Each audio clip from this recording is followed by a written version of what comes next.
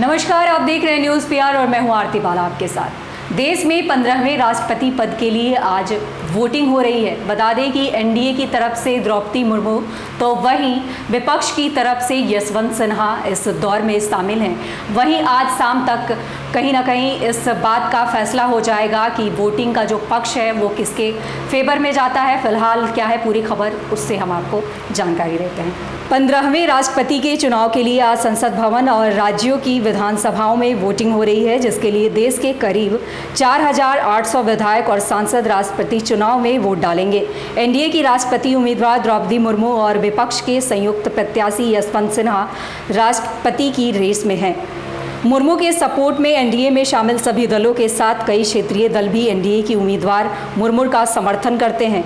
इनमें शिवसेना, ओडिशा के सीएम नवीन पटनायक भी और नीतीश कुमार की जनता दल यूनाइटेड, अकाली दल, मायावती की बहुजन समाजवादी पार्टी और चिराग पासवान की लोक जनशक्ति पार्टी सहित अन्य पार्टियां शामिल है। वहीं यशवंत सिन्हा को जो पार्टी सपोर्ट कर रही है उसमें कांग्रेस, शरद पवार की एनसीपी और communist party of India, Akhilesh Yadav की सपा, नेशनल कॉन्फ्रेंस आरजेडी और अरविंद केजरीवाल की आम आदमी पार्टी शामिल है। बता दें कि पश्चिम बंगाल की मुख्यमंत्री ममता बनर्जी ने सबसे पहले विपक्ष के संयुक्त उम्मीदवार की बात रखी थी। यशवंत सिन्हा पूर्व केंद्रीय मंत्री हैं और आईएएस अधिकारी भी रह चुके हैं।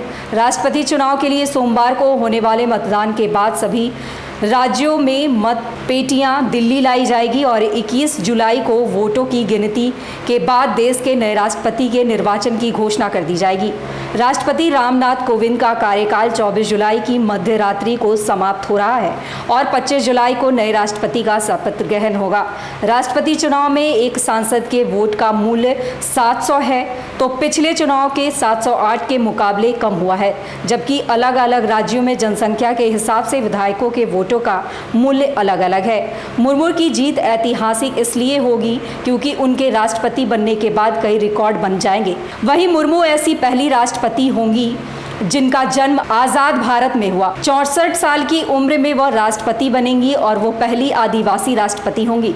मुर्मू देश की दूसरी महिला राष्ट्रपति होंगी। वहीं अब आज राष्ट्रपति पद को लेकर वोटिंग शुरू हो गई है। वहीं उसके बाद जल्द ही अब रिजल्ट का भी ऐलान किया जाएगा, लेकिन उससे पहले आपको बता दें द्रौपदी मुर्मू के सपोर्ट में बहुत सारी पार्टियां हैं, जिसको लेकर अंदाज़ा लगाया जा रहा है कि आने वाले दिनों में द्रौपदी मुर्मू ही राष्ट्रपति पद की उम्मीदवार होंगी। फिलहाल ये सारा बात जो है वो तभी सामने आएगा जब इसका रिजल्ट सामने आएगा, लेकिन अंदेशा यही लगाया जा रहा है कि द्रौपदी मुर्मू के सपोर्ट में फिलहाल सभी पार्टियां हैं और ऐसे में उम्मीद है कि द्रौपदी मुर्मू आने वाले दिनों में हमारी भावी उम्मीदवार होंगी। ऐसी ही खबरों से अपडेट रहने के लिए आप यूं ही जुड़े रहे हमारे साथ और तब तक के लिए हमें दे इजाजत। नमस्कार।